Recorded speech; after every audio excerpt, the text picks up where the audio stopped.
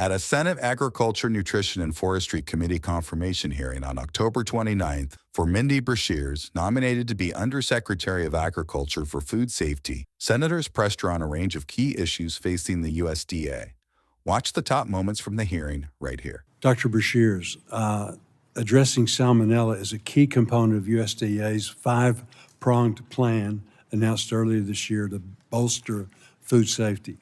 This involves developing a new salmonella framework after significant concerns were raised by stakeholders with the previous proposal.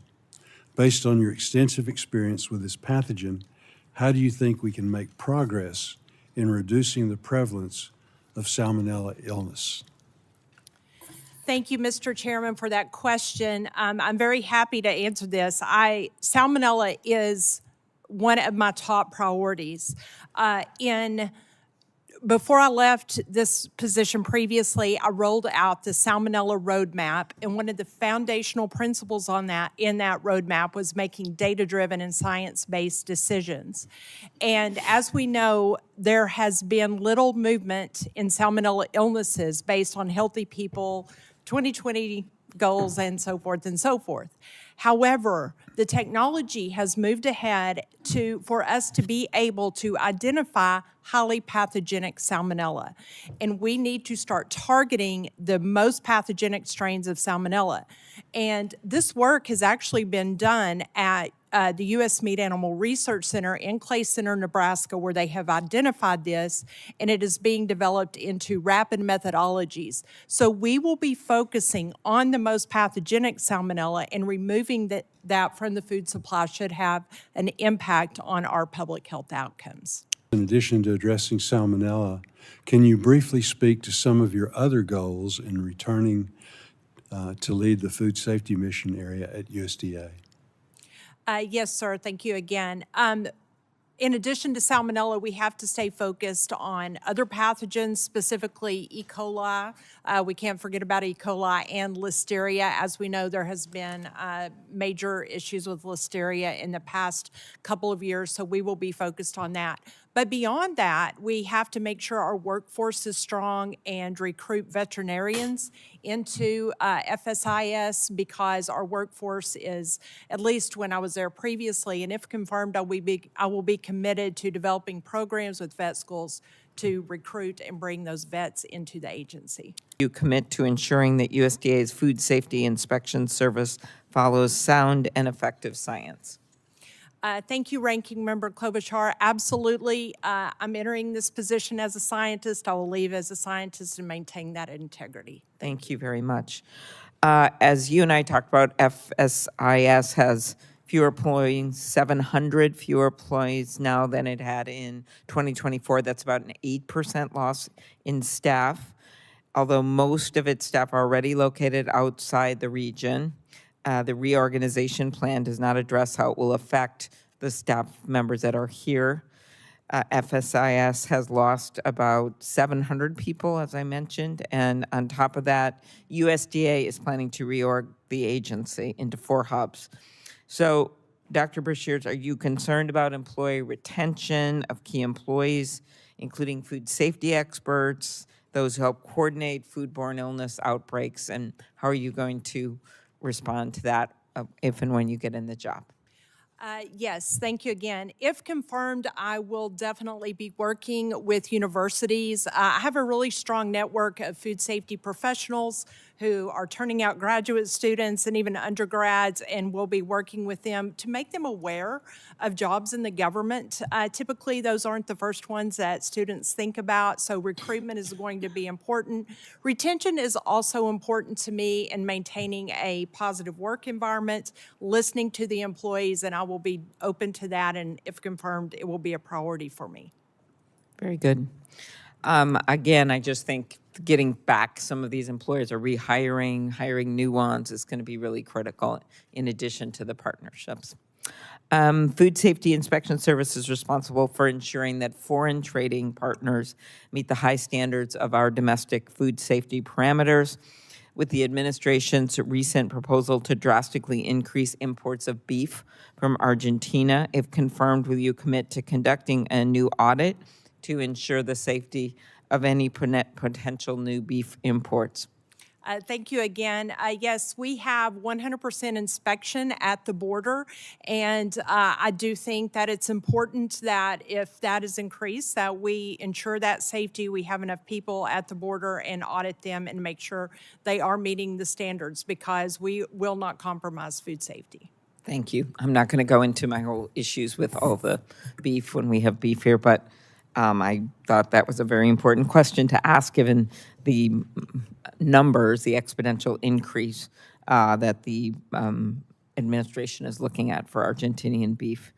In 2009, you and I talked about this. A salmonella outbreak in peanut butter led to 9 deaths, including 1 in Minnesota. I got very involved, worked with Senator Isaacson at the time, because the company involved in this, that was, people were later prosecuted, was located in Georgia, and he rose to the occasion, and we worked together to have these centers of excellence on foodborne illnesses. If confirmed, will you commit to working alongside with other public health agencies? And I know you talked about the universities and your relationships, but also the FDA and CDC to investigate and protect consumers.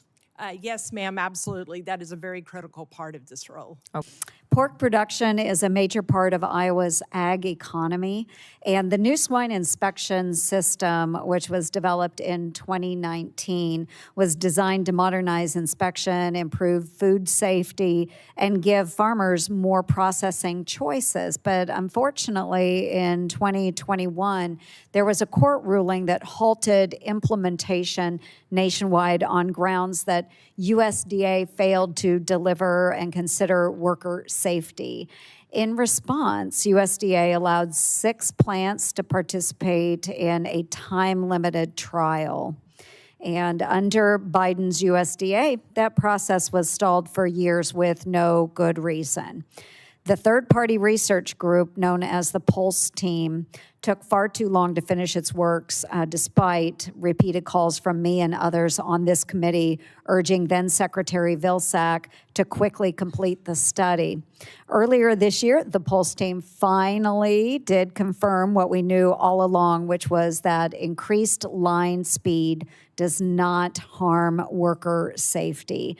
And I'm thankful that Secretary Rollins announced USDA is moving forward with higher line speeds nationwide, and that will expand beyond those original 6 plants that participated in the trial.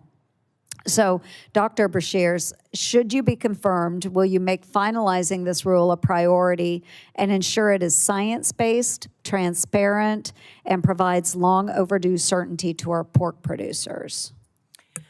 Thank you so much for that question. And if confirmed, this will be one of my top priorities. I had the honor of moving that forward in the first time I was in the office, and I want to see it finalized. So absolutely, thank you. Let's start by talking about ultra-processed foods. Many of us are concerned that they negatively impact people's health.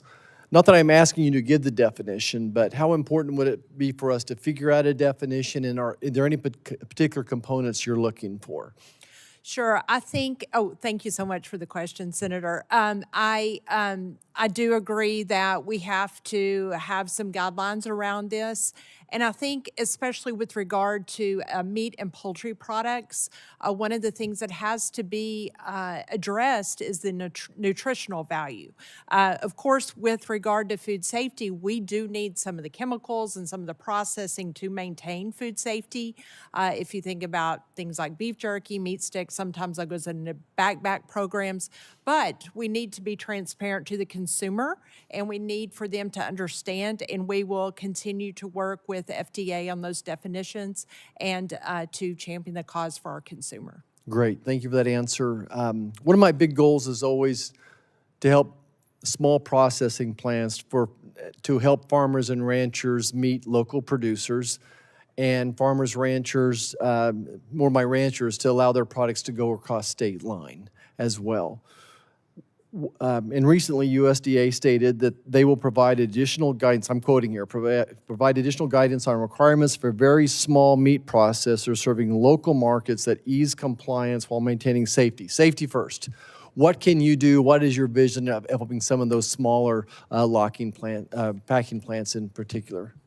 I've spent my career working with the small and very small meat industry, so it's definitely a passion of mine. Many times they are lacking the technical expertise, so connecting them with trade associations or university extension offices where they can get that technical expertise. Also, USDA consumer safety officers, whenever I was previously in this position, we had dedicated a portion of their time to provide technical assistance to the small and very small processors. That will be important, as well as having small plant roundtables to understand what their needs are, where they can come and we listen to them. And I personally like to participate in those, so I stay on top of the needs so our agency can meet those needs, and I'm committed to that. There's another topic that you've been engaged in that is near and dear to my heart, and that is known as the line speed rule. When I was working my way through college, I spent 4 months working in a slaughterhouse in East St. Louis, Illinois, Hunter Packing Company, now later John Morrell. And I learned what it was to work the line on the kill and the cut. I'm sure you know the difference. And the kill, Yes, sir. of course, is when that hog meets its fate and ultimately ends up in a chilled room to be carved up the next day. We had a union contract, and the union contract said that we were expected to process on the kill 225 hogs an hour. That was a pretty busy day, 1,800 hogs at the end of the day. I worked on that line, and I learned a lot. It was hot. It was loud. There were 240-pound hogs rushing through there, one every 15 seconds, and it was dangerous as hell. People I worked with collapsed on the job. Some were mauled by the machinery, and a lot of them were hurt. Some of the sharpest knives I've ever seen in my life were used by these men and women as part of their daily work, and they had the scars to show for it. So your experience in this issue is one I want to explore for a minute. It sounds to me like the decision's been made by the Trump administration to ignore the court ruling and to move forward with line speeds which are unimaginable. What about the safety of the workers? Has that been taken into consideration? Thank you so much, and thank you for putting context with your question, Senator. I really appreciate it. I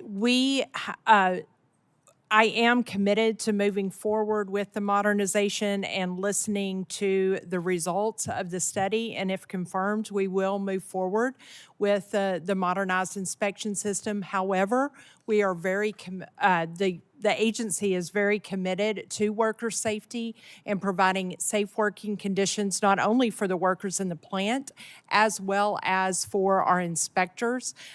In the report and in the response from USDA, you can see from the publicly available information, the industry is urged to look at the results of that report because, as you mentioned, the jobs can be difficult and demanding. And it urges the industry to look at the report and to develop best practices that can be followed by the industry, including knife sharpening, providing medical care, encouraging workers to take time off, and also maintaining our relationship with OSHA will be very important. Let me ask you a specific question. In March of this year, U.S. Department of Agriculture Secretary Rollins announced that FSIS will extend waivers allowing pork and poultry facilities to maintain higher line speeds, and USDA will no longer require plants to submit redundant worker safety data, citing 2 recent studies they commissioned about line speeds and worker safety. Are you backing off? Is the department backing off this issue of safety? As you know, OSHA oversees worker safety and FSIS will oversee the food safety of the product. But in terms of the safety in the plant and the speed of the line, that was a decision you worked on in the Department of Agriculture. I was not involved in that decision. I haven't been in the agency or been at the table for that decision making. For more congressional news, stay tuned to Congress Clips, and thanks for watching.